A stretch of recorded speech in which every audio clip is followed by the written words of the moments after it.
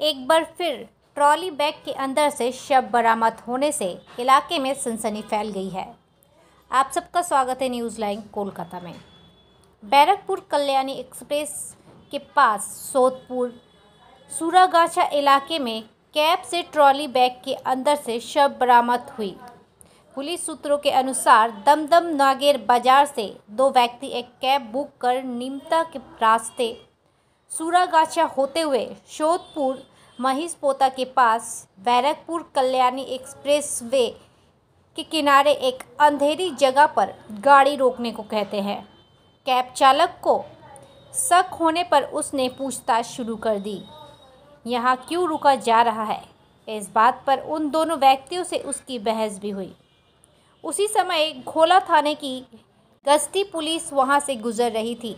झगड़ा देखकर पुलिस ने पूछताछ शुरू कर दी तो कैब में बैठे दो व्यक्ति में से एक व्यक्ति मौके से ही फरार हो गया, जबकि दूसरे को पुलिस ने पकड़ लिया। पूछताछ के दौरान चौंकाने वाली बात सामने आई।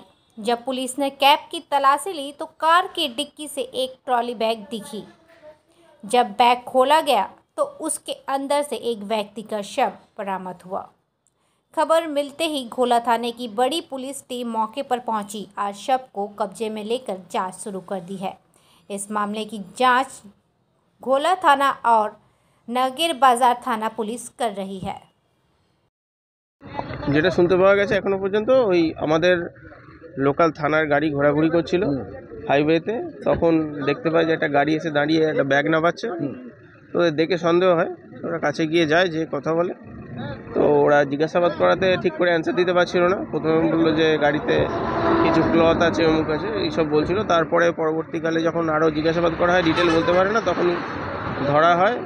ধরে তারপরে একজনকে পাওয়া গেছে, আর একজনকে এখনো পাওয়া যায়নি, আর একজন পালিয়েছে।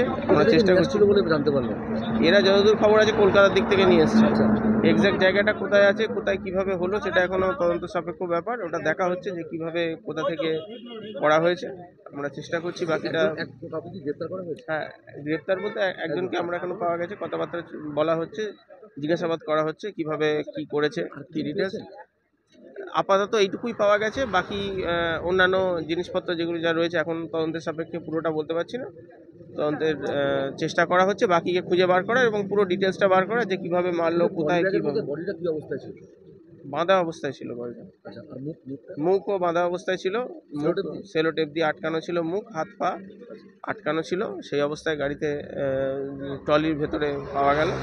বড় একটা নীল রঙের ট্রলি ছিল, ওটাই পেলাম। আমি আমার উপপ্রধানের মাধ্যমে জানলাম যে এরকম একটা ঘটনা ঘটেছে, কল্যাণী হাইওয়ের পাটে একটা ডেড বডি নাকি একটা ট্রলিতে করে ফেলে গেছে।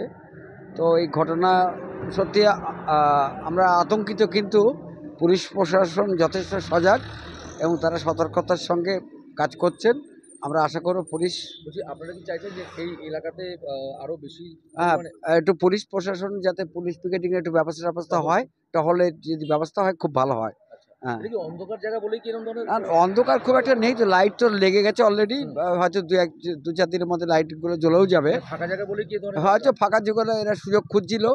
হ্যাঁ হ্যাঁ, পুলিশ কাউকে ধরেছে বলে আমরা এখনো জানি না। হয়তো ক্যাবটাকে করেছে, এইটুকু আমরা জানি। আমার